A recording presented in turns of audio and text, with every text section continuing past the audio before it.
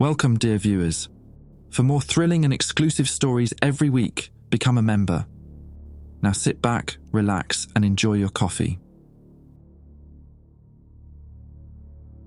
When the military police showed up at my apartment at 3:17 a.m., I knew something was seriously wrong. Their faces betrayed nothing as they escorted me to a black SUV, refusing to answer my questions about where we were going or why. The only information they offered was that it was a matter of national security and that I should prepare for an extended assignment. I'm Dr. James Winters, a quantum physicist specializing in theoretical energy systems at Lawrence Livermore National Laboratory. Or at least I was, until that night changed everything. The drive lasted for hours. We crossed from California into Nevada sometime before dawn. I dozed off against the window when the SUV came to a halt, and a stern-faced officer shook me awake. "Dr. Winters, we've arrived." The rising sun illuminated a familiar sight that made my stomach drop. The perimeter of what most people know as Area 51. I'd always dismissed the conspiracy theories surrounding this place as nonsense. Now I was being ushered inside by armed military personnel. I was led to a small conference room where a man in his 60s sat reviewing files. His weathered face looked like it hadn't smiled in decades. "Dr. Winters," he said, not bothering to stand. "I'm Colonel Hargrove. What I'm about to tell you is classified at the highest level." He slid a folder across the table. Inside was a personnel file for Dr. Malcolm Abernathy, a name I recognized from academic journals but had never met personally. "Dr. Abernathy has been leading a research team in Level 9 for the past 7 years, Hargrove explained. 3 days ago, he went missing. Security footage shows him entering his lab but never leaving. I looked up from the file. Level 9? I wasn't aware. Most people aren't, Hargrove cut in. Level 9 is 8 levels below what the public thinks is the bottom floor of this facility. He pushed another folder toward me, this one containing what looked like a standard employment contract, except for the bold red letters reading "Top Secret" across every page. "We need you to take over Dr. Abernathy's position. Your security clearance is being upgraded as we speak." "Why me?" I asked. "I'm sure there are other..." "Because your theoretical work on quantum energy extraction aligns with the project," Hargrove said, his voice leaving no room for debate. "And because Dr. Abernathy specifically named you as his replacement should anything happen to him." That caught me off guard. I'd never even exchanged emails with the man, let alone discussed contingency plans. "This isn't optional, Dr. Winters," Hargrove continued. "You'll be briefed on the project parameters and safety protocols within the hour. You start today." As he stood to leave, I noticed something odd. A small metallic pin on his collar shaped like a bizarre spiral symbol I didn't recognize. "One more thing," he said, pausing at the door. "The work in Level 9 operates under strict protocols for a reason. People who don't follow the rules don't tend to last long." The door closed behind him with a heavy click, leaving me alone with the contract and a growing sense that I was stepping into something far more dangerous than mere classified research.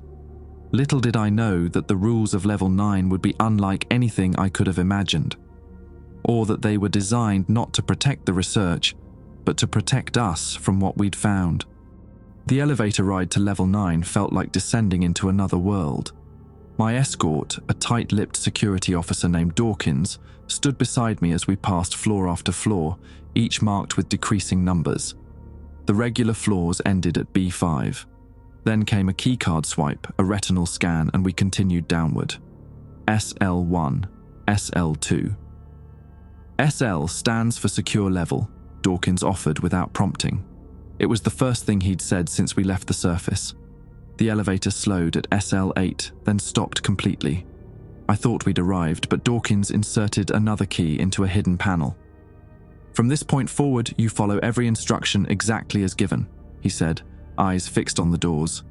"No questions, no improvisation." The doors opened to reveal not a hallway but another elevator. Smaller, cylindrical, with walls of brushed steel that reflected our distorted images. "This is the needle," Dawkins explained as we stepped inside. "Only way to Level 9. No buttons inside this elevator, just a palm scanner." Dawkins pressed his hand against it. and a mechanical voice requested, "Vocal authentication." "Dawkins, Timothy R. Clearance Echo Niner." The voice responded, "Secondary authentication required." Dawkins reached into his pocket and removed what looked like an old-fashioned pocket watch. He clicked it open, revealing not a clock face, but a small digital counter displaying a 6-digit number. 173942, he read aloud. "Authentication complete. Descent initiated." The needle began to move, not just down, but at an angle. My stomach lurched as the gravitational shift hit me. "We're moving laterally?" I asked. Dawkins nodded. "Level 9 isn't directly beneath the main facility. Safer that way." "Safer for whom?" He didn't answer. The ride lasted nearly 4 minutes. When the doors finally opened, the lighting was different, subtly blue-tinged, and the air tasted metallic on my tongue. A stark corridor stretched before us, ending at a reinforced door with a biometric scanner. Along the walls were framed portraits of scientists, at least 20 of them. "Previous Level 9 directors," Dawkins said, noticing my stare. "Dr. Abernathy is third from the end." I walked down the line, studying each face. These were people I should have recognized from academic circles, but I knew none of them. When I reached Abernathy's portrait, I stopped cold. The man in the photo had the same eyes I saw every morning in the mirror, that distinctive heterochromia, one blue eye and one hazel. "What the fuck?" I whispered. Dawkins pretended not to hear me. "Through here," he said, approaching the reinforced door. "The safety briefing is mandatory before you can access the main lab." The briefing room was clinical. White walls, a single table with 2 chairs, and a large screen on one wall. Dawkins gestured for me to sit, then left without another word. The screen flickered to life, displaying the same spiral symbol I'd noticed on Colonel Hargrove's collar. "Welcome, Dr. Winters," a voice announced from hidden speakers. "Before proceeding to Level 9, you must acknowledge and commit to memory the following operational protocols." The screen changed to display Rule 1 in bold red text. Rule 1. Never remain in the observation chamber for more than 83 minutes continuously. Timers are provided and must be reset upon exiting. The rules continued, each more bizarre than the last. Rule 2. All personnel must wear the provided calibrated eyewear when within 30 feet of the primary containment field. Rule 3. Electronic devices not issued by Level 9 security are strictly prohibited. Discovery of unauthorized devices will result in immediate termination. Rule 4. Never touch the containment field housing with bare hands. Use only the designated instrumentation for all interactions. Rule 5. Do not look directly at the artifact for more than 10 seconds at a time. Rule 6. If the lights shift to red spectrum, immediately proceed to the nearest decontamination chamber. Rule 7. Never enter the main chamber alone. 2 authorized personnel must be present at all times. As each rule appeared, I mouthed them silently, committing them to memory. Rule 8.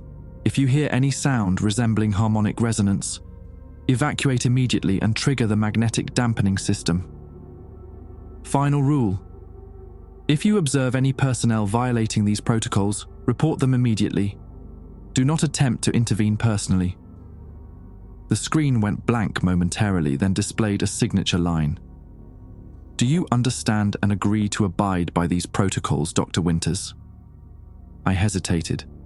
Something about the portrait of Abernathy, his eyes, my eyes, nagged at me. But curiosity won out. "I agree," I said aloud. The door at the far end of the room opened with a pressurized hiss. Beyond it stood a man in a white lab coat, wearing the strange spiral-shaped pin and tinted glasses. "Dr. Winters," he said, extending his hand. "Welcome to Level 9. I'm Dr. Everett Walsh, your Deputy Director. We've been expecting you." As I shook his hand, his sleeve pulled back slightly, revealing an unusual tattoo on his wrist, a series of numbers that looked surprisingly like a countdown. Dr. Walsh led me through a series of interconnected labs, each populated by researchers in identical white coats. Their eyes tracked us as we moved, not with curiosity but with something closer to wariness. "The team works in shifts," Walsh explained. 4 hours on, 8 hours off. Nobody stays under too long. Under? Walsh tapped his glasses. The radiation is minimal but cumulative, hence Rule 2. He handed me a pair of glasses similar to his own. The lenses possessed an unusual amber tint with subtle hexagonal patterning. These filter out specific wavelengths, he said. Never take them off inside the primary lab. I slipped them on, and the world transformed. The blue-tinged lights now appeared normal, but certain surfaces, particularly anything metal, emitted a faint glow invisible before. Jesus, I muttered. You'll adjust, Walsh said, continuing our tour. This is the monitoring station. All sensor data runs through here. The station resembled NASA Mission Control, rows of workstations facing a wall of screens displaying incomprehensible data. Numbers, waveforms, and spatial coordinates constantly shifted across the displays. What exactly are we monitoring? I asked. Walsh checked his watch, the same type of digital counter Dawkins had used. It's better if you see for yourself. We have clearance for the observation chamber for the next 77 minutes. He led me through another security checkpoint, this one requiring both our handprints and another set of numbers from Walsh's counter. The massive door hissed open to reveal an antechamber lined with hazmat suits and emergency equipment. We won't need the suits today, Walsh assured me. This is just a preliminary observation. Beyond the antechamber lay a narrow walkway extending into a vast circular room. The walkway ended at a small platform surrounded by a railing, but what dominated the space was what lay beneath the platform. A pit, perfectly circular, descended at least 50 feet. Suspended in its center, held by a complex array of machinery, was a fragment of something. About the size of a car, it appeared both solid and not. A piece of technology unlike anything I'd ever seen. Its surface shifted with iridescent patterns that defied normal physics. The fragment's edges didn't end cleanly but seemed to fade into potentiality, as if occupying multiple states simultaneously. What am I looking at? I whispered. Walsh checked his watch again. Timer starts now. Remember, no more than 83 minutes. He punched a code into a small panel and a digital display on the wall began counting down from 8300. That, he said, gesturing to the object, is why we're all here. The artifact was discovered in 1978 during a deep-sea expedition near the Mariana Trench. It took another decade just to retrieve it safely. I approached the railing carefully. What is it made of? Unknown. We've never successfully obtained a sample. Any attempt to extract material results in... Walsh hesitated. Energetic responses. You mean it fights back? Not consciously. It's more like an immune system response, an automatic defense mechanism. The fragment pulsed with internal light, not regular like a heartbeat, but chaotic, unpredictable bursts that made my eyes water despite the special glasses. Remember Rule 5, Walsh cautioned. No direct observation for more than 10 seconds at a time. I looked away, blinking rapidly. Why 83 minutes in the chamber? We lost 3 researchers before establishing that threshold, Walsh said matter-of-factly. Something about prolonged proximity causes neurological changes. The time limit prevents permanent effects.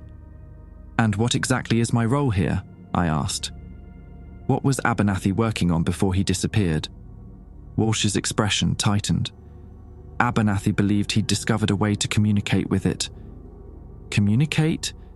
You're saying this thing is sentient? Not exactly. Walsh guided me to a console near the railing. It responds to specific frequencies, quantum fluctuations that seem to alter its behavior. Abernathy developed a method to induce those fluctuations in controlled patterns. He pulled up a series of recordings. Each showed the fragment responding to different signal patterns with changes in its light pulses and energy readings. The day before he disappeared, Abernathy claimed he'd received a response, not just a reaction, but what he believed was deliberately patterned output. The hair on my arms stood on end. And then? And then he insisted on working alone the next morning, against Rule 7. Security footage shows him entering that door at 0600. The cameras inside the chamber show him working normally until 0743, when he approached the fragment with some kind of device we hadn't authorized. There was a flash of light, and when it cleared, Walsh swallowed hard. He was gone. The cameras kept rolling for another hour. He never reappeared. On the monitor, a blinking cursor awaited command input. I recognized the interface as a modified version of the quantum field manipulation software I'd helped develop years ago. "You want me to continue his work?" I said. It wasn't a question. "You're the only other person who understands both quantum field theory and Abernathy's unique approach to energy systems." I stared at the fragment again, counting seconds in my head. "Did Abernathy ever mention why the observation period is specifically 83 minutes? Why not a round number like 80 or 90? Something flickered across Walsh's face, discomfort or surprise. "It's the safe threshold established through testing," he said too quickly. "And the specific eyewear requirements? The unusual security measures?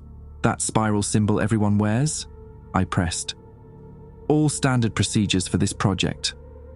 He was lying. I could tell, but couldn't determine why. The countdown timer showed 68 minutes and 42 seconds remaining. I turned back to the console and began examining the code Abernathy had been using.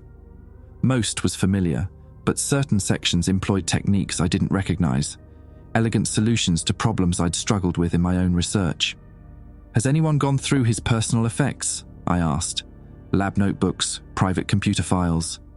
"His quarters are untouched," Walsh replied. "Colonel Hargrove thought you might want to examine them yourself." Something on one of the monitors caught my attention. A pattern in the fragment's energy output that matched one of Abernathy's signal sequences exactly, but delayed by precisely 83 seconds. "Has anyone else noticed this?" I asked, pointing to the correlation. Walsh leaned in, then straightened abruptly. "We should leave the chamber, now." "But we still have over an hour." "Now, Dr. Winters." His voice left no room for discussion.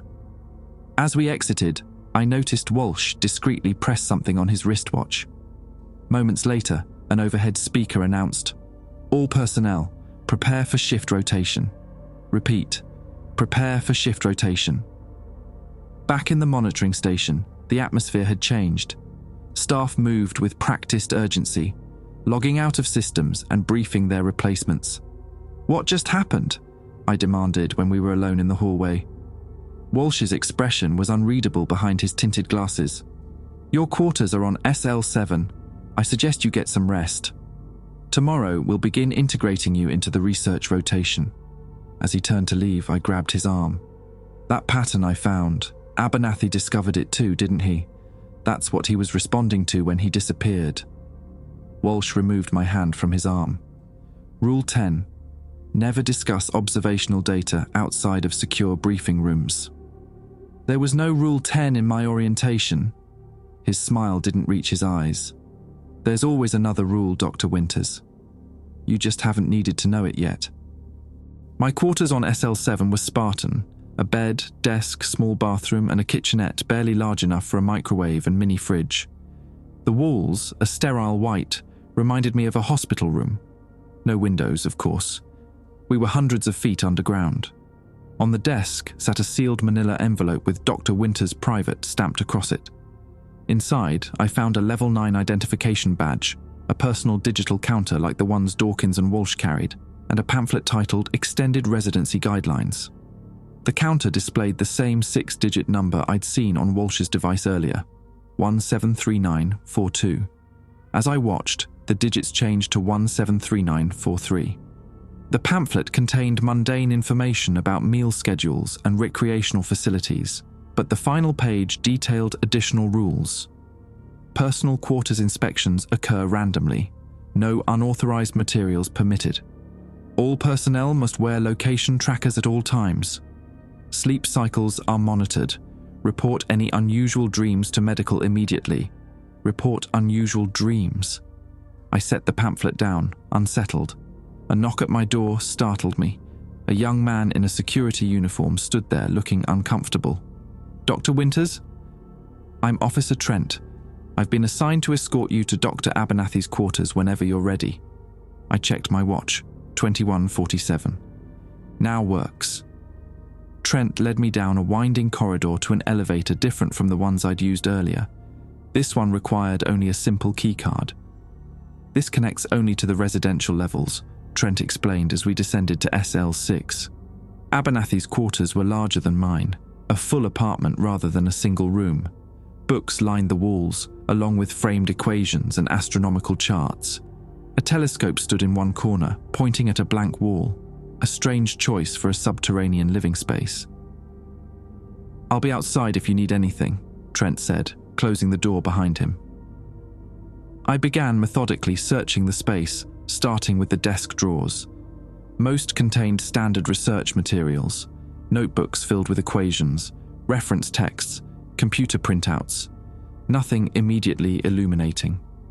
The bookshelf held an eclectic collection: quantum physics texts alongside ancient mythology, astronomy journals next to books on religious symbolism. Many were heavily annotated in cramped handwriting.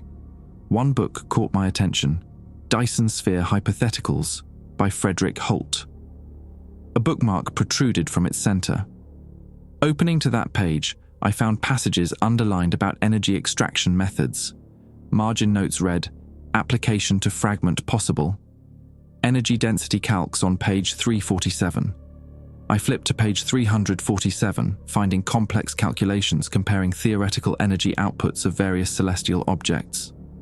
Abernathy had circled one paragraph discussing partial Dyson structures, specifically fragments that might retain functional properties. What the hell was he researching?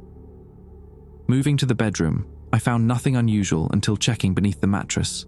There, I discovered a hardbound journal secured with a small combination lock.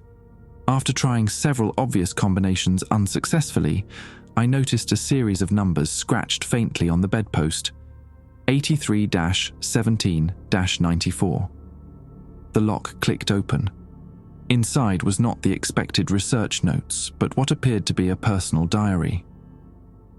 I sat on the edge of the bed and began reading, starting with the most recent entry, dated 3 days before Abernathy's disappearance. The pattern repeats precisely every 83 minutes. Not a coincidence. Nothing about the fragment is coincidental. The translation matrix works. Partial success today. Communication established, though limited.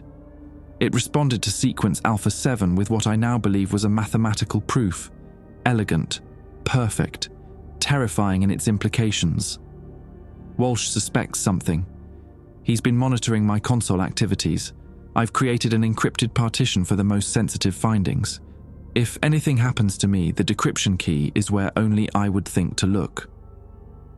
The next entries spiraled increasingly into paranoia. Someone entered my quarters during shift rotation. Nothing obviously taken, but the telescope was moved 3.7 degrees. Testing my counter against facility standard. Discrepancy of 17 seconds per day. Is this deliberate?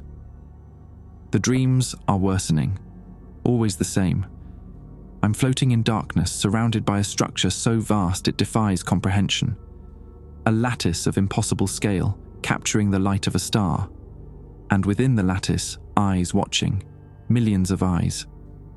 The medication from medical doesn't stop the dreams, just makes them harder to remember. That's worse somehow. Hargrove increased my clearance today. The files. If what they suggest is true, we're not studying the fragment. It's studying us.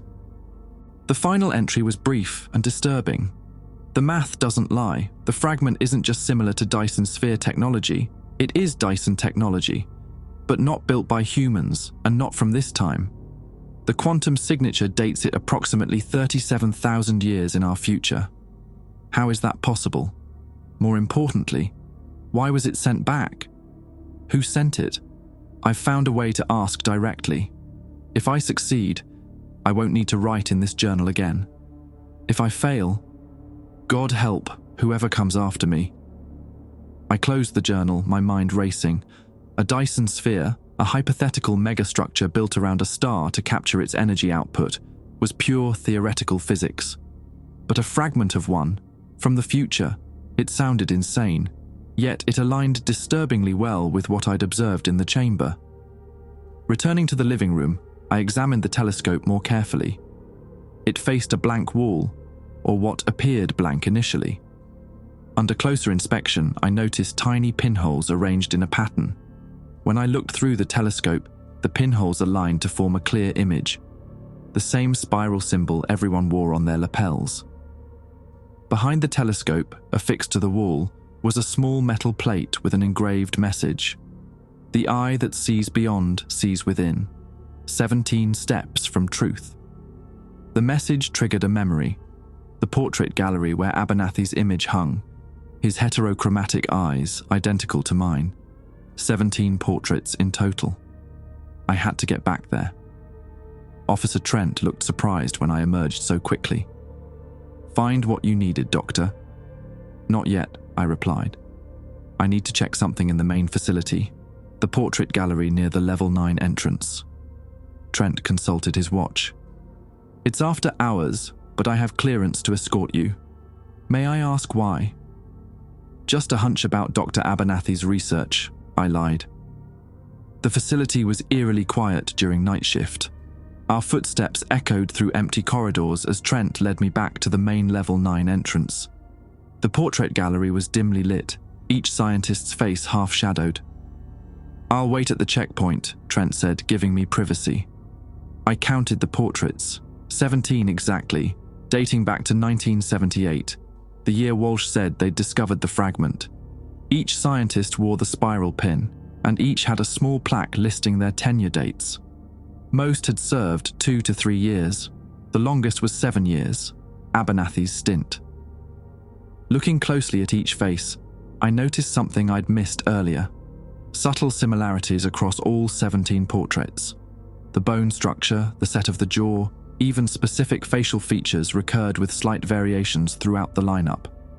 When I reached Abernathy's portrait again, I carefully removed it from the wall, finding nothing behind it. I examined the frame itself, noticing it was slightly thicker than the others. Applying pressure to one corner caused the backing to pop loose, revealing a small cavity containing a USB drive. "The decryption key is where only I would think to look," Abernathy had written. Was this it? I pocketed the drive quickly and rehung the portrait. "Find anything interesting?" Trent asked as I rejoined him. "Just paying respects," I said. Back in my quarters, I inserted the drive into my laptop. It contained a single file, an executable program that launched immediately. A password prompt appeared. "Enter sequence value for confirmation." I tried several combinations from Abernathy's notes without success. Then I remembered the digital counter I'd been issued, still showing the number 174026. On a hunch, I entered that exact value. The screen flashed green, then displayed text. "Decryption successful. Files available for 83 minutes before secure deletion." A folder opened containing dozens of research documents, video files, and personal notes. I clicked on a video labeled Personal Statement Contingency. Abernathy's face filled the screen, same heterochromatic eyes as mine, but his face was gaunt, eyes sunken with exhaustion. "If you're watching this, 2 things are true," he began. "First, I've either died or disappeared. Second, you're my replacement, meaning you're the next version." He leaned closer to the camera. "You think your name is James Winters. You believe you have memories of a life before coming here. Those memories are real, but they're not yours. They're mine, selectively edited and implanted. You are the 18th iteration of the same consciousness template. I was the 17th. My stomach lurched. "What the fuck is this?" I whispered to the empty room. "Your physical structure was grown from the same genetic template as mine," Abernathy continued. "Minor variations exist for plausible deniability, but genetically, neurologically, we are the same person. Each time one of us gets too close to the truth, we disappear and are replaced with a fresh copy, believing he's a different individual. The portraits in the hallway, all us, different names, slight physical variations, but all grown from the same source." I paused the video, struggling to process what I was hearing. It was outlandish, impossible, yet it explained the identical eyes, the familiar handwriting in the journal that matched my own, why I intuitively understood Abernathy's code despite never having seen it before. I hit play again. The rules they give us are designed not to protect us, but to control us, Abernathy said, to keep us from discovering what the fragment really is and what it can do. The time limit of 83 minutes. That's how long we can perceive the fragment's true nature before our brains begin the synchronization process. He looked over his shoulder, paranoid. I don't have much time. Tomorrow I'm attempting direct contact using a device I've built in secret. If it works, I'll escape this cycle. If not... He shrugged. Then it's your problem now. The video ended abruptly. I sat in stunned silence, the USB drive's deletion timer counting down, 47 minutes remaining. Enough time to review some of the other files, but I needed to be selective. I opened a document titled True Nature of Fragment.pdf and began to read, each paragraph confirming the impossible truth Abernathy had discovered. The fragment wasn't just alien technology, it was human technology, from a distant future where we'd mastered the ability to harvest a star's entire energy output, and it had been sent back through time with a specific purpose that the government had been desperate to understand for decades, a purpose I was now determined to uncover, no matter what rules I had to break. Morning arrived without sunshine, just a gradual brightening of my room's artificial lighting. I'd slept fitfully, my dreams filled with spiraling structures and falling sensations. Upon waking, I immediately checked my digital counter, 174,913. After a quick shower, I examined my reflection in the bathroom mirror, studying the heterochromatic eyes that matched Abernathy's. How hadn't I questioned this coincidence? The right eye blue, left eye hazel, a relatively rare condition. Now I understood. Not coincidence, but design. I'd spent hours reviewing Abernathy's files before the encryption program wiped them. Key insights lingered.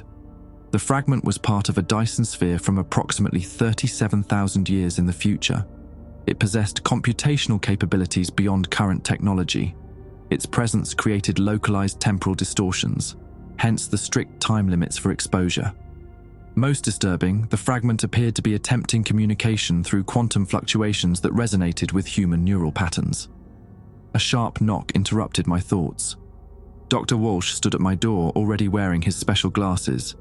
"We have an observation session scheduled," he said, all business. "Colonel Hargrove wants your initial assessment of the artifact." "Of course," I replied, slipping my own glasses into my pocket. "Lead the way." As we walked, I probed cautiously. I was reading about theoretical energy extraction systems last night. Fascinating concepts. Walsh's stride faltered slightly. "Stick to the approved research parameters, Dr. Winters. Theoretical tangents have derailed previous researchers. Like Abernathy." His jaw tightened. "Let's focus on today's objectives." Level 9 buzzed with morning activity. Technicians calibrating equipment, researchers conferring over data displays. Nearing the observation chamber, I noticed something new. A security officer checking each scientist's digital counter before allowing entry. "New procedure?" I asked Walsh. "Standard protocol," he countered smoothly. "Sometimes skipped during orientation." Another lie. I'd reviewed enough security footage in Abernathy's files to know this wasn't standard. The officer examined our counters, comparing the values to his tablet. Dr. Walsh cleared. Dr. Winters. He hesitated. "First observation session?" I nodded. Reminder, 83-minute maximum exposure. No exceptions. Inside the antechamber, Walsh produced a silver case I hadn't seen yesterday.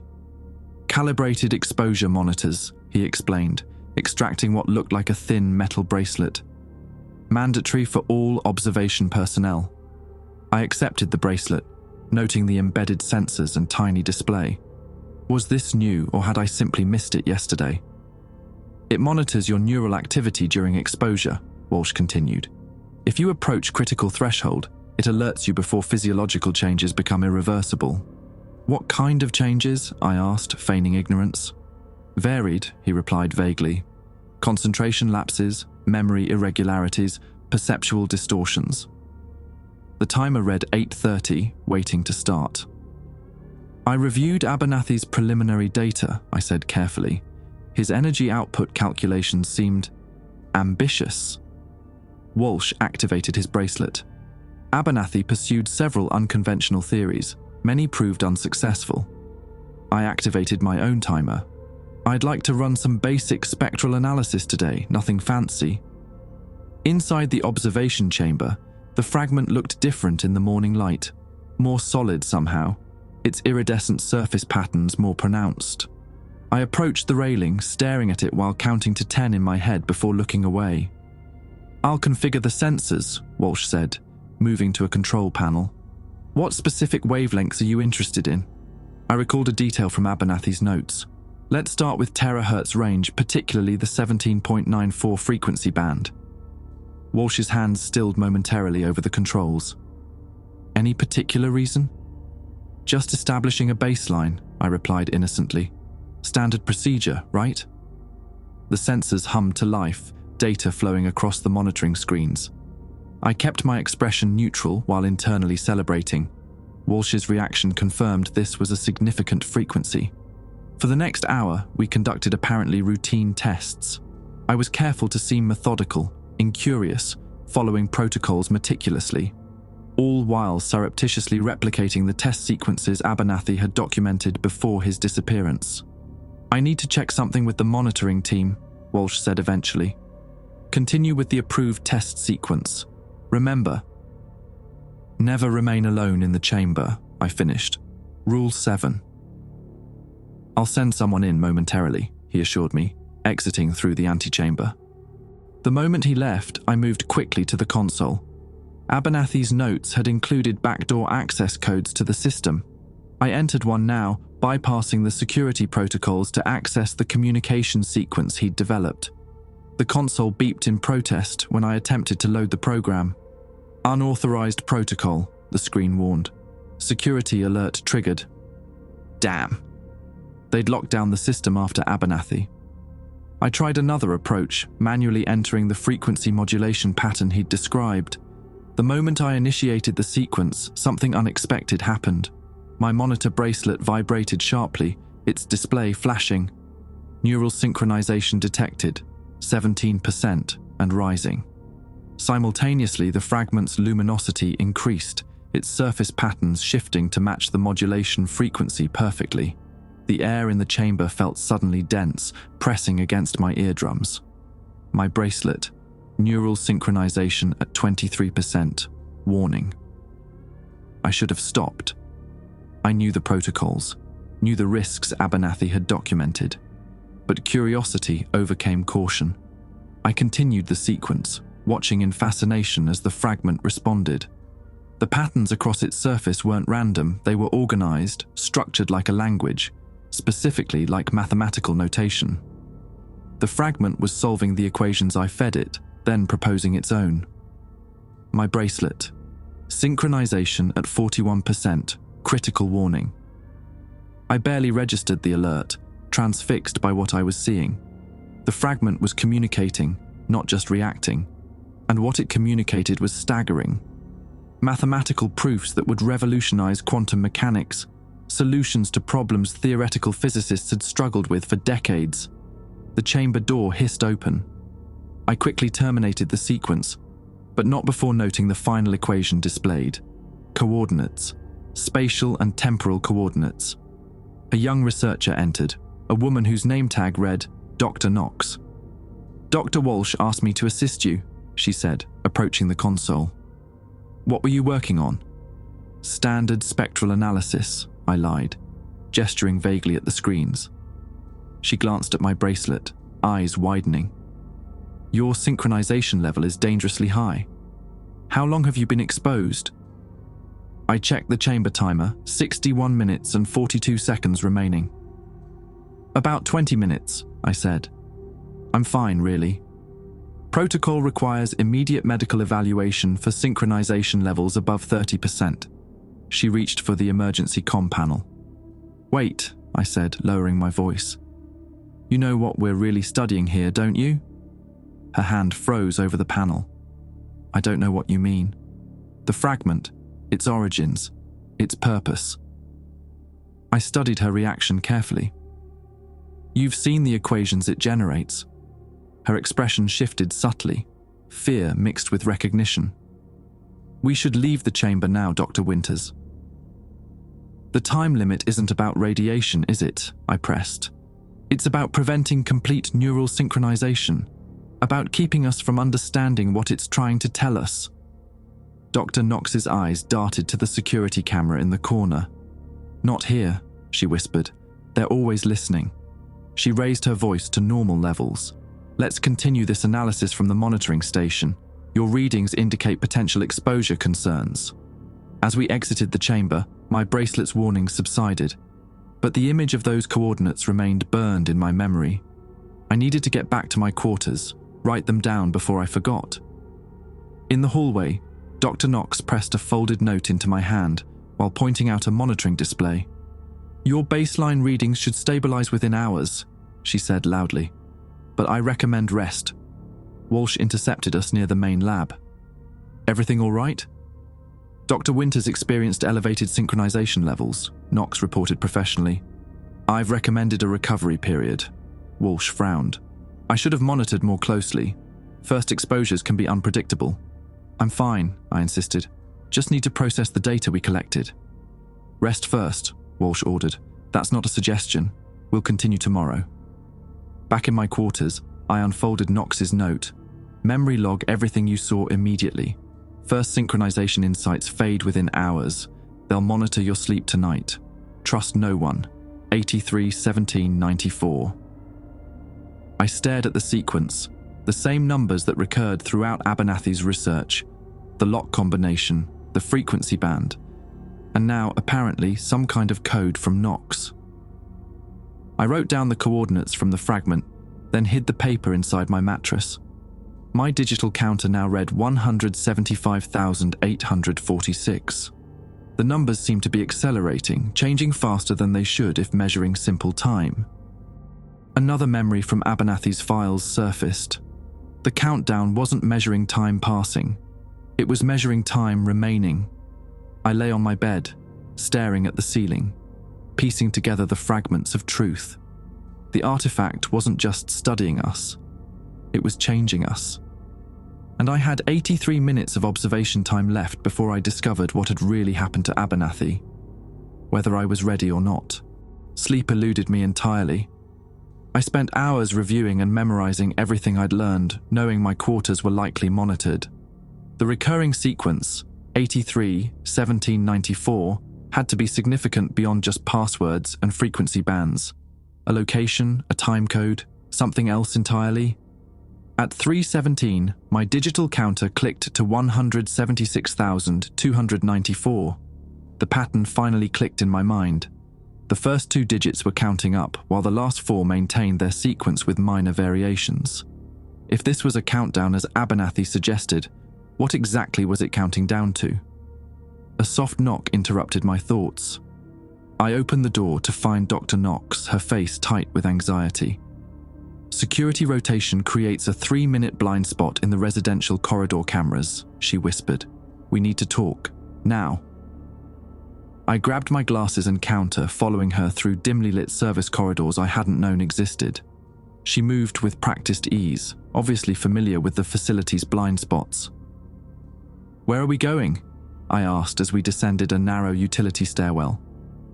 Somewhere they don't monitor, she replied, her voice barely audible over the hum of ventilation equipment. The stairwell ended at a small maintenance room filled with electrical panels. Knox closed the door behind us, then removed a panel to reveal a hidden alcove containing a folding table and 2 chairs. Abernathy found this place, she explained. The room's shielded to prevent electrical interference with the main systems. That shielding blocks monitoring too. She switched on a small battery-powered lamp, illuminating her face from below. In the stark light, I noticed faint discoloration around her pupils, a sign of prolonged exposure to the special glasses. "How much did Abernathy tell you?" she asked, sitting across from me. "Nothing directly," I admitted, "but I found his journal and encrypted files." "So you know about the cloning program, about what you are?" I nodded. "The 18th iteration, apparently." 19th, she corrected. "There was one before the portrait gallery started, a prototype they don't acknowledge." "And you? How do you fit into this?" Knox's expression darkened. "My father was on the original recovery team in 1978, the one that found the fragment in the Mariana Trench. He died from what they called exposure complications, but not before telling my mother enough that she spent her life investigating. I followed in her footsteps, eventually getting the credentials to be placed here. You're a plant, I realized, an infiltrator. I prefer independent researcher, she said with a grim smile. I've been at level 9 for 14 months. That's 7 months longer than any non-director has ever survived here. What happens at 14 months? Neural degradation from cumulative exposure. Memory loss first, then motor function. Eventually, psychosis. She rolled up her sleeve, revealing a forearm mottled with strange vein-like discolorations. I've been taking experimental countermeasures. They're barely working anymore. Why risk it? Why stay? Because someone needs to expose what they're doing here." Her eyes flashed with determination. "Do you understand what the fragment really is?" "A piece of Dyson sphere technology from the future," I said. "Sent back through time for some purpose we haven't determined." Knox laughed humorlessly. "That's what they want you to think. That's what they programmed Abernathy to believe, and you by extension." I straightened. "What are you saying?" "The fragment isn't from the future, Dr. Winters. At least, not our future."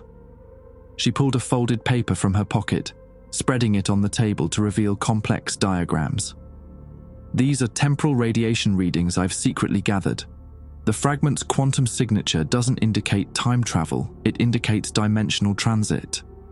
"You're saying it's from a parallel dimension?"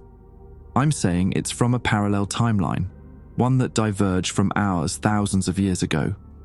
In that timeline, humanity developed technology we can barely comprehend. They built a full Dyson sphere around their sun.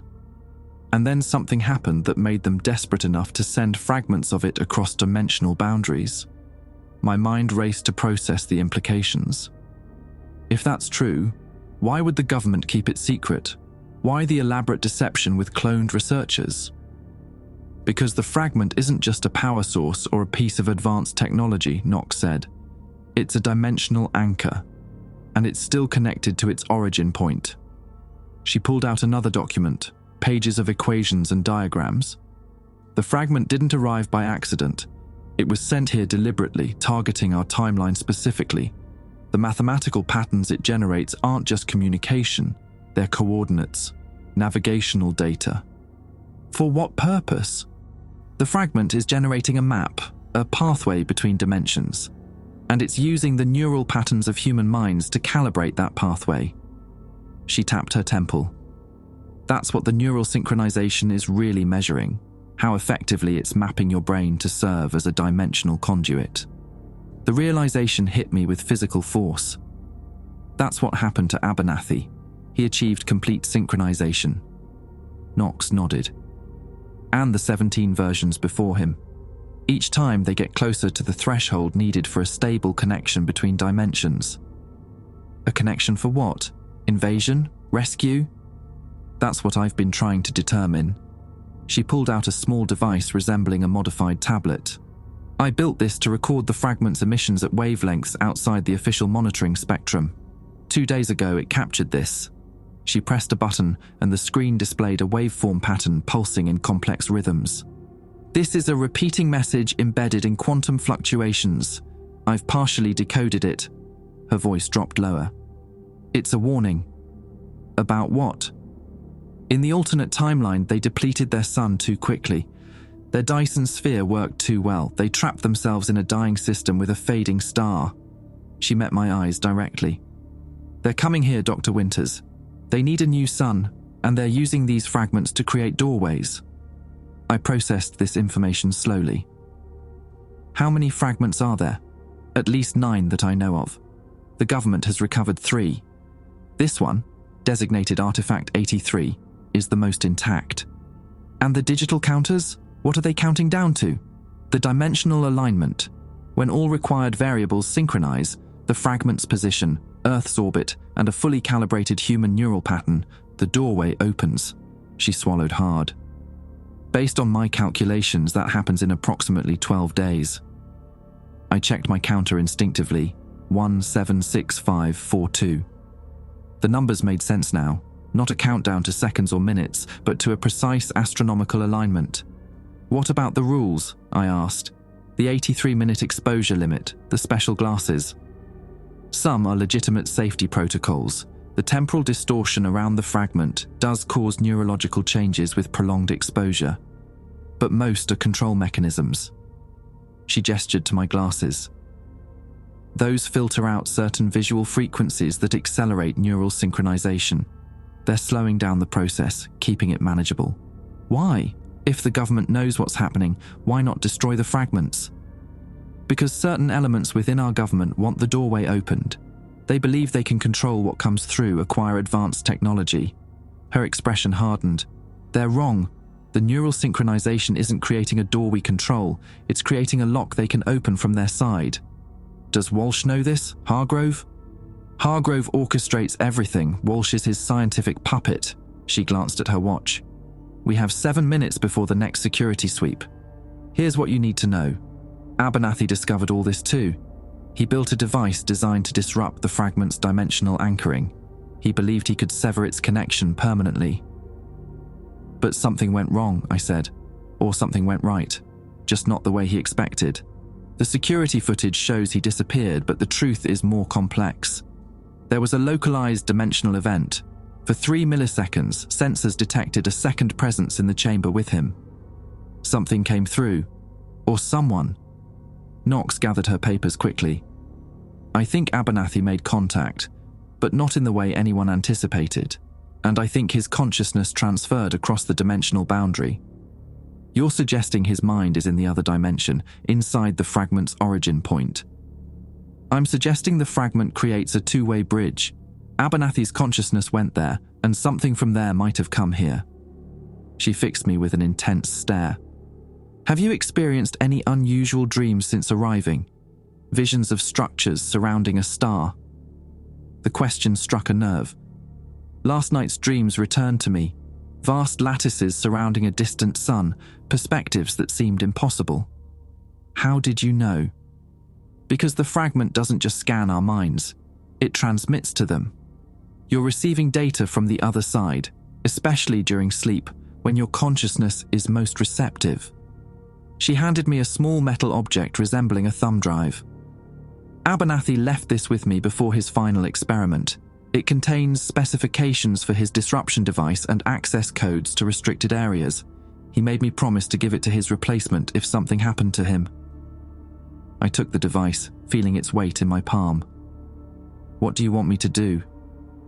Complete what Abernathy started, build the device. But instead of trying to sever the connection, we need to establish direct communication. Find out if Abernathy is still conscious on the other side and what he's learned. And if I end up disappearing like him, then I give this to the 20th version. Her smile held no humor. My time's limited anyway. The neural degradation will reach critical in weeks, maybe days. She stood, returning the electrical panel to its position. One more thing. The sequence 831794 isn't just a code. It's coordinates within the facility. Section 83, Corridor 17, Room 94. What's there? I don't know. That area doesn't exist on any official map. Abernathy discovered it just before he disappeared, but never told me what he found. She handed me a keycard unlike the standard issue. This will get you past most security checkpoints if you go during shift changes. Why are you helping me? This isn't just about exposing government secrets, is it? Knox paused at the door. My father's last words to my mother were about what he saw when he touched the fragment. He said there were billions of people on the other side, trapped and desperate. Not monsters, not invaders. Refugees. Her voice softened. Sometimes the most dangerous thing isn't what's trying to get in, Dr. Winters. It's what we do out of fear of the unknown. We navigated back to the residential level in silence. At my door, Knox gave me final instructions. Tomorrow, they'll increase your observation time to test your tolerance. Use it to gather the baseline readings you'll need for the device. If Walsh suspects anything, stop immediately. They'll replace you without hesitation if they think you know too much. And the coordinates in room 94. Check them when you can do so safely, but remember, the counter is accelerating. We have less time than they think we do. After she left, I examined the thumb drive, finding it contained not digital files, but a microfilm strip viewable only with special equipment. Another layer of security, impossible to hack or remotely access. I hid it in the air vent above my bed, then lay down, mind racing. The fragment wasn't just alien technology. It was a doorway between parallel human timelines, a doorway about to open. I closed my eyes, not expecting sleep, but exhaustion claimed me. This time, the dreams came with perfect clarity. I was floating in space, surrounded by an immense lattice structure encircling a dim red star. And within that lattice, watching me, was a face I recognized immediately. My own face. Abernathy's face. He spoke without sound, but I understood. You need to hurry. They're already coming through. Morning arrived with a harsh buzzing from my room's intercom. Colonel Hargrove's voice crackled through the speaker. Dr. Winters, report to briefing room 4 immediately. The clock read 6:13. No gradual light transition this morning. Something had changed. I checked my counter. 177,115. The acceleration Knox mentioned was evident, digits changing faster than yesterday. The briefing room contained only Hargrove and Walsh when I arrived. Both wore expressions that set my nerves on edge. Dr. Winters, Hargrove began without preamble, your neural synchronization levels yesterday were unusually high for a first observation session. I feigned confusion. Is that concerning? Dr. Walsh mentioned first exposures can be unpredictable. Unpredictable, yes, Walsh interjected, but your readings followed a pattern remarkably similar to Abernathy's final weeks. Hargrove slid a tablet across the table. Security logs show Dr. Knox visited your quarters at 3:17 this morning. Care to explain? My mind raced for a plausible lie. She brought me medical supplements to counteract the synchronization effects, said it was standard procedure that's sometimes overlooked for new personnel. Interesting, Hargrove replied, his tone suggesting anything but interest. Because Dr. Knox was explicitly instructed not to interact with you outside supervised sessions. She seemed concerned about my readings, I said, maintaining eye contact. Just being thorough, I assumed. Dr. Knox's concern for protocol has been inconsistent at best, Walsh said. Her access to level 9 has been temporarily suspended pending review. My stomach tightened. Had they discovered her secret research? Her meeting with me? Today's schedule has changed, Hargrove continued. You'll undergo a comprehensive cognitive assessment before any further fragment exposure. Of course, I agreed easily. Whatever helps the research. Indeed. Hargrove's smile didn't reach his eyes. In the meantime, your access is restricted to medical facilities and your quarters. Officer Dawkins will escort you. The cognitive assessment proved to be a thinly veiled interrogation. For 3 hours, a team of scientists monitored my brain activity while asking increasingly pointed questions about my background, my understanding of the fragment, and my conversations with facility personnel. I feigned ignorance where necessary, gave half-truths where possible, and maintained an air of professional curiosity throughout. When they finally released me to my quarters, Dawkins remained posted outside my door, no longer an escort, but a guard. I needed access to the mysterious coordinates Knox had mentioned, but with restricted clearance and constant surveillance, reaching Section 83, Corridor 17, Room 94 seemed impossible. I also needed equipment to view the microfilm Abernathy had left. As I paced my room, a new message appeared on my computer screen. Cognitive assessment results. Inconclusive. Further testing authorized. Report to medical at 1400 hours. Beneath the official message, a second line appeared briefly before vanishing. Check air duct behind shower panel. K. I waited 10 minutes before investigating, making ordinary movements around my room in case of surveillance. In the bathroom, I discovered the shower's rear panel was loose. Behind it, as promised, an access point to a narrow maintenance duct contained a package wrapped in insulation material. Inside, a handheld microfilm viewer, a facility map unlike any I'd seen before, and a small device labeled EM disruptor. A note explained its function, creating brief camera malfunctions when activated near security systems. The map revealed something extraordinary. The facility was not built in a simple vertical arrangement as it appeared. The lowest levels extended horizontally for miles in a spoke-like pattern from the central shaft. Section 83 lay at the end of the northeastern spoke, nearly 2 miles from my current position. At 13:45, Dawkins knocked. "Time for your medical appointment, Dr. Winters." I palmed the EM disruptor, concealing it in my lab coat. "Let's get this over with." The medical department occupied much of SL3, a labyrinthine arrangement of examination rooms and laboratories. My assigned room contained a neuroimaging setup similar to an MRI but more compact. A technician I hadn't met before checked her tablet. "Dr. Winters, I'm Dr. Foster. This is just a detailed brain mapping session. Standard procedure for all Level 9 personnel." "How long will it take?" I asked, scanning the room for surveillance cameras. "About 40 minutes, she replied. "You'll need to remain completely still once we begin." Perfect timing. I activated the EM disruptor in my pocket, watching the security camera's indicator light flicker and die. "Something wrong?" I asked innocently. Dr. Foster sighed. "Security systems have been glitchy lately. Proceed as normal." She instructed me to lie on the scanning bed, then stepped into an adjacent control room.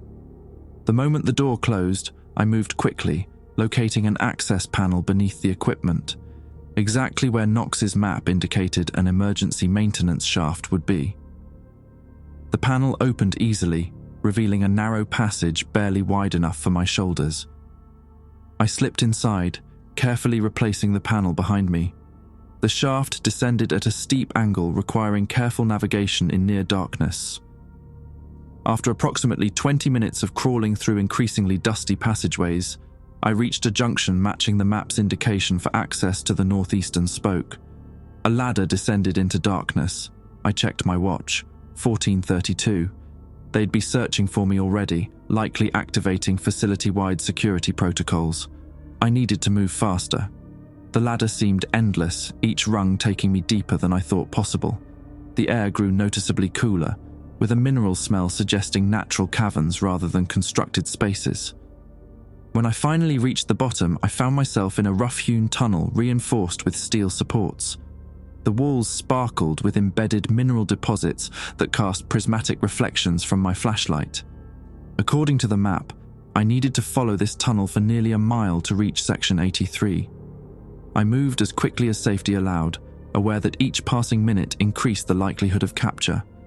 The tunnel gradually transitioned from rough-hewn rock to finished concrete, then to polished metal surfaces reminiscent of the needle elevator. Numerical markers appeared at intervals: S74, S78, S80. At S83, I found a security door requiring biometric authentication. The panel looked older than those in the main facility, possibly using a system Abernathy would have known. I removed the microfilm viewer, finally examining its contents. The film contained not just schematics for the disruption device, but detailed security override codes for various facility systems. Among them, S83 Legacy Access 837694. I entered the code, holding my breath. The panel flashed green, and the massive door began sliding open with a hydraulic hiss that echoed through the tunnel. Beyond lay Corridor 17, a hallway so white and sterile it seemed to absorb light rather than reflect it. Unlike the utilitarian design of the main facility, This space featured elegant architectural elements reminiscent of classical Greek structures, columns, arches, and decorative mouldings, all gleaming white. I moved cautiously, passing numbered rooms, 85, 87, 89. The room numbers increased as I progressed, approaching my target, room 94. The door to room 94 was different, not metal or composite, but what appeared to be natural wood with intricate carvings depicting the now familiar spiral symbol surrounded by radiating lines like a stylized sun. No electronic lock here, just a conventional keyhole. I checked the microfilm again, finding a small notation. 94. The key is the keyhole. I examined the keyhole closely, noticing unusual etching around its perimeter. When I pressed my digital counter against it, the display changed to show exactly 83:17:94, and the door clicked open. What waited inside defied all expectations. Room 94 wasn't a laboratory or storage facility, but a perfect replica of a university office. Specifically, my office at Lawrence Livermore. Every detail matched: the worn leather chair, the disorganized bookshelf, even the coffee stain on the desk blotter. But the walls were covered with photographs, hundreds of them, showing different versions of myself at various ages and in various settings. Many featured people I didn't recognize. A woman with auburn hair appeared in dozens of pictures, sometimes with children, sometimes alone. A family I never had. In the center of the desk sat an old-fashioned cassette recorder with a tape loaded and ready to play. A yellow post-it note read simply, "For number 19. I pressed play. "This is Dr. James Winters, Director of Project Luminary," began a voice identical to mine. "If you're listening to this, you've discovered what I did, that we are iterations of the same consciousness template, grown and programmed for a specific purpose." I sank into the familiar chair, listening as my own voice continued. "The truth is more complex than even Knox knows. I am not the original James Winters. None of us are. The original died in 1978 when the fragment was first discovered. His consciousness was the template, but each iteration has been modified, enhanced with specialized knowledge needed for different stages of the project." A pause then. "The fragment isn't creating a doorway between dimensions. It is the doorway, a quantum bridge that exists simultaneously in multiple timelines. And it wasn't sent by desperate future humans seeking escape from a dying star." Another pause, longer this time. "It was created by us, by a version of humanity that mastered interdimensional transit. They didn't deplete their sun, they transcended the need for biological existence entirely, transferring their consciousness into a quantum network spanning multiple dimensions." My hands gripped the desk edge as the recording continued. "They're not coming to take our sun. They're coming to take us, to elevate humanity across all timelines to their level of existence. The fragment is both invitation and testing ground, designed to identify minds capable of surviving the transition." The voice grew more urgent. "Each iteration of us has moved closer to the synchronization threshold needed to fully comprehend their message. Abernathy, iteration 17, nearly succeeded. I've calculated that you, number 19, have the neural capacity to complete the connection. But you need to understand, Hargrove and the military aren't trying to prevent this transcendence. They're trying to weaponize it. They believe the fragment can be used to create soldiers with expanded consciousness who can perceive and operate across multiple dimensions simultaneously." I checked my counter, 178,036. The numbers were changing visibly now, like watching seconds tick by. "The device Abernathy built doesn't disrupt the connection. It stabilizes it, creating a permanent bridge that can't be controlled or weaponized. I've made modifications to ensure it works as intended, not as the military desires." The tape hissed with static then. "Build the device. Complete our work. But be warned. The transition isn't without cost. What waits on the other side isn't heaven or utopia. It's evolution, with all the pain that entails." The recording ended with coordinates, Not physical locations, but mathematical formulas that I recognized as quantum positioning data. Exactly what I would need to calibrate the device properly. As I pocketed the tape, alarms began blaring throughout the facility. They had found me. I turned to leave, then froze. The door had vanished, replaced by a solid wall. In its place, a new door had appeared on the opposite wall, one that hadn't existed moments before. My counter now read 178,394. The sequence was complete. With no other choice, I opened the new door and stepped through into blinding light. The light subsided gradually, revealing not another room but an impossible space. A spherical chamber with no apparent floor or ceiling, its curved walls covered in shifting mathematical equations that glowed with their own inner luminescence. I wasn't standing so much as suspended in its center, as if gravity operated differently here. "Quite disorienting at first, isn't it?" said a familiar voice. Dr. Abernathy, or rather someone identical to me, stood or floated nearby, watching with an expression of detached amusement. His appearance was simultaneously older and younger than mine, skin unwrinkled, yet eyes ancient with accumulated knowledge. "Where am I?" I asked, my voice echoing strangely in the spherical space. "A transitional environment," Abernathy replied. "Not quite their dimension, not quite ours. Think of it as an antechamber built specifically for human comprehension." I rotated slowly, taking in the equations covering the walls. They weren't static but evolving, solving themselves and generating new problems in an endless mathematical conversation. "The recording in room 94, I began. "You said the fragment was created by post-humans who transcended biological existence. A simplification, but essentially correct." Abernathy gestured, and the equations nearest us rearranged themselves into a three-dimensional model of interconnected spheres. What we perceive as parallel dimensions are actually branch points in a multiversal structure. At certain critical moments in human development, new branches form based on different decision paths. The model expanded, showing countless branching timelines. In one such branch, humanity developed technology that allowed consciousness to exist independent of biology. They transcended physical limitations, creating a vast, interconnected intelligence spanning multiple dimensional states. "Gods," I whispered. "They would reject that characterization," Abernathy said with a slight smile. "They consider themselves simply the next evolutionary step for humanity, one they believe all branches of the human tree should have the opportunity to take. The Dyson sphere fragment is a technological artifact designed to identify and prepare human minds capable of joining their network. It radiates at specific quantum frequencies that restructure neural pathways in compatible brains, creating the capacity for multidimensional awareness." I thought of the strange dreams, the increasing sensitivity to the fragment's emissions, the 83-minute exposure limit, the time required for one complete scan modification cycle. Extended exposure without proper preparation causes neural degradation. What happened to Knox's father, and what's happening to her now? And the cloning program. Why create multiple versions of the same consciousness? Abernathy's expression darkened. That was never part of their plan. It was Hargrove's initiative.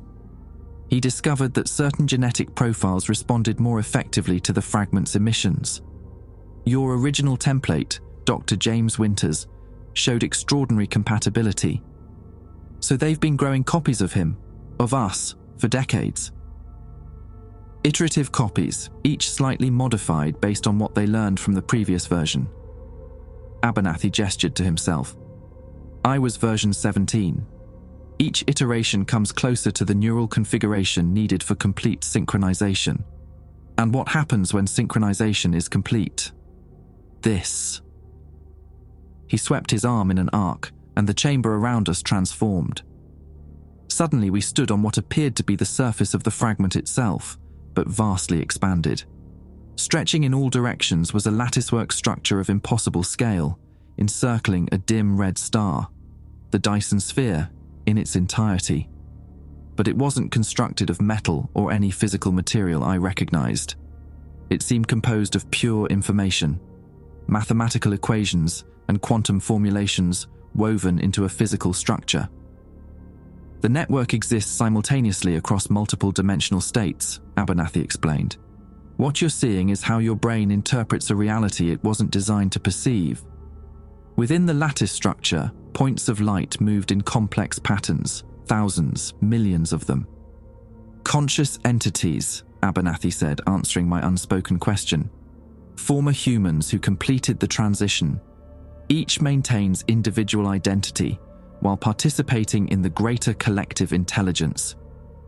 And this is what they want for all humanity, for all versions of humanity across all timelines. It's what they believe we're destined for, the next step in conscious evolution. The vision faded, returning us to the spherical chamber. But you haven't completed the transition, I observed. You're still here, because I made a choice. Abernathy's face grew serious. The same choice you'll need to make. The network can't force transition. It can only prepare minds to receive the offer. And the military? Hargrove, what do they want? Control. Abernathy's voice hardened. They believe the fragment's technology can be weaponized. Soldiers with multidimensional awareness would be unstoppable in conventional warfare. They don't understand that the technology only works when freely accepted. It can't be forced or coerced. The device you built will create a stable connection point that can't be controlled or weaponized. If activated, it will make the offer of transition available to anyone mentally prepared to receive it. I processed this information slowly, remembering the warning from his recording. You said the transition comes with a cost. Abernathy nodded solemnly. Biological existence as we understand it ends. Your current form of consciousness, discrete, singular, linear, dissolves into something both more and less than human. You become part of the network while maintaining a core identity. And those who choose not to transition continue as they are, unaffected. This isn't an invasion or replacement. It's an option, available only to those who seek it and are prepared for it. The equations on the walls pulsed more rapidly, their patterns growing more complex. Our time here is limited, Abernathy said. You need to decide what to do with the information you now possess. Why show me all this? Why not just activate the device yourself? Because choice matters. He approached me, his expression intense. The network respects autonomy above all. Each branch of humanity must make its own decision about transcendence. I've made mine. Now you must make yours. And what was your choice? Instead of answering directly, Abernathy gestured, and a new doorway appeared in the chamber wall. Through there, you'll find the primary containment chamber where the fragment is housed. The necessary components for the device are hidden in maintenance compartment 83C, behind the environmental control panel. Security will be focused on finding you in the outer tunnels. You'll have approximately 12 minutes before they think to check the main chamber. You haven't answered my question, I pressed. What did you choose? I chose to ensure the choice remains available to others. His form began to shimmer slightly around the edges. My physical body no longer exists in our timeline. What you're seeing is a projection, facilitated by the transitional environment. You're part of the network now. Partially, I exist at the threshold, maintaining enough individuality to communicate with you while experiencing the expanded awareness of the collective. His expression conveyed both wonder and sorrow. It's beautiful beyond description, James, but it's not for everyone, and that choice deserves respect. Alarms began sounding, muffled but audible even in this strange space. They've initiated containment protocols, Abernathy warned. The facility will lock down completely in 20 minutes. Whatever you decide, you need to act quickly. I looked again at the doorway, then back to Abernathy. Will I see you again? That depends entirely on what you choose. He began to fade from view. Remember, the device doesn't force anything. It only creates possibility. As he vanished completely, his final words hung in the air. The real question isn't whether humanity should transcend. It's whether we deserve the opportunity to choose. I stepped through the doorway and emerged directly into the primary containment chamber housing the fragment. No longer did it appear simply as an iridescent object. With my partially synchronized neural pathways, I could perceive hints of its true nature, a nexus point of overlapping dimensional states, pulsing with ordered complexity. Checking my watch, 1742. Security protocols meant the chamber would be temporarily unmanned during the facility-wide search, but automated systems would still be active. I located maintenance compartment 83C exactly where Abernathy had indicated. Inside, components for the device, already partially assembled. The design was elegantly simple. Quantum resonators arranged to amplify and stabilize the fragment's emissions rather than disrupt them. Working quickly, I completed the assembly, checking the specifications from Abernathy's microfilm. The finished device resembled a small satellite dish with intricate circuitry lacing its concave surface. As I prepared to mount it on the observation platform railing, the chamber door hissed open. Colonel Hargrove entered, flanked by security officers with weapons drawn. "Dr. Winters," he said calmly, as if finding me here was entirely expected. "Step away from the fragment, please."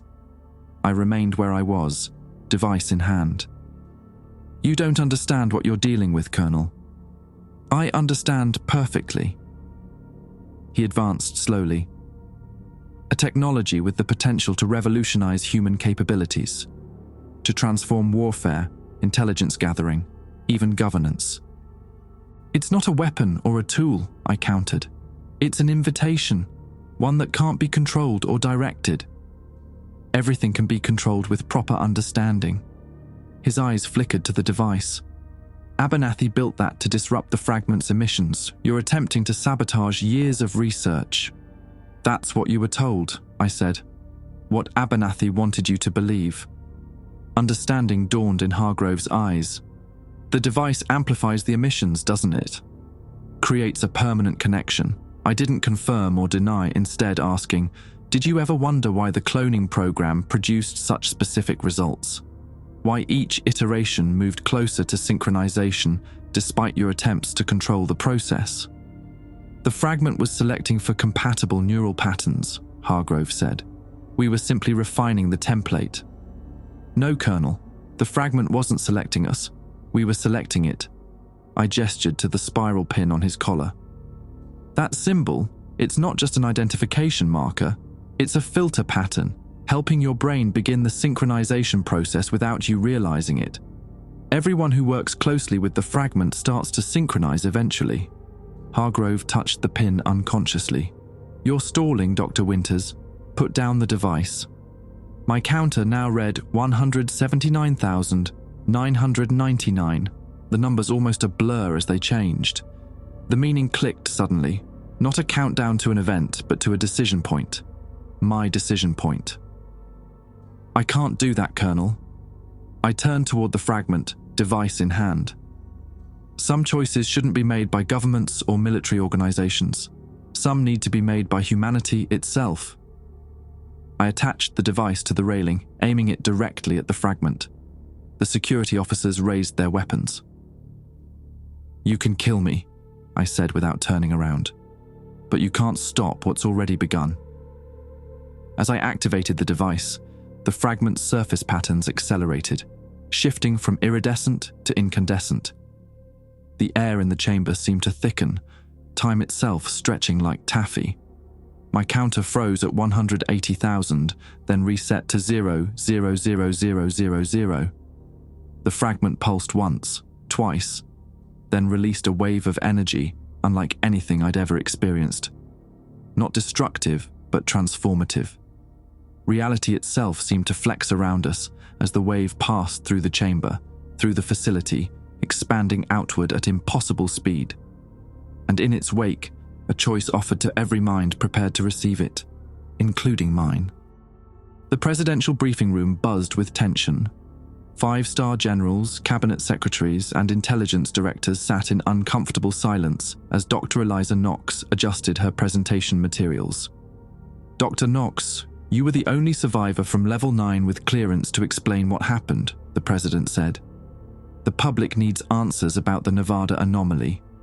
Knox nodded, touching the faint scars where her neural degradation had been arrested, not cured but no longer progressing. Mr. President, the event at Area 51 wasn't a disaster or attack, she began. It was a paradigm shift, scientifically and philosophically. She displayed satellite imagery of a perfectly circular zone extending 17 miles from the facility, encompassing part of the Nevada desert. We call this the threshold zone.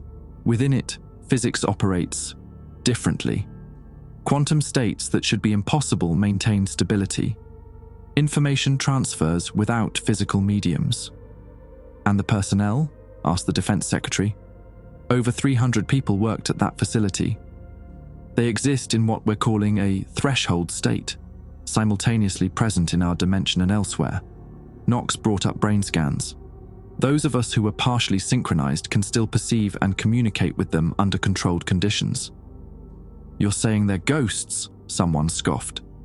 I'm saying they chose to exist in multiple dimensional states simultaneously. They're pioneers, not victims. The president leaned forward. And this offer of transcendence, how many people received it? Approximately 4.3 million worldwide. Only those whose neural patterns were naturally compatible or who had previous exposure to similar frequencies. Knox displayed a global map with scattered points of light. Of those, roughly 30% accepted. Creating more of these threshold zones? No, the Nevada site remains unique, the only stable bridge point. The others exist in both states, but primarily remain in our dimension, serving as translators and guides. Translators for what? The president pressed. For what comes next? Knox switched to her final slide, images of new technologies, medical breakthroughs, and energy systems developed in the 8 weeks since the event.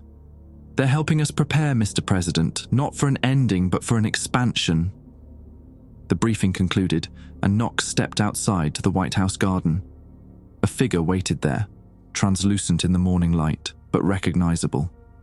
They took it better than expected, Dr. Winters said, his form rippling slightly in the breeze. They don't fully understand yet, Knox replied. Neither do I. Understanding comes with time. Winters gestured to the sky. The network is patient. They've waited thousands of years for this intersection point. And Hargrove? The military personnel who wanted to weaponize the technology? Experiencing perspective. Winters smiled. The network accommodates all who join, but some transitions require more adjustment than others. Knox studied his partially corporeal form. And you? Are you happy with your choice? Happy doesn't quite capture it. He looked toward the horizon, seeing something beyond physical reality. I experienced joy in dimensions that didn't exist for me before, but I still value this world, this perspective. Will others follow?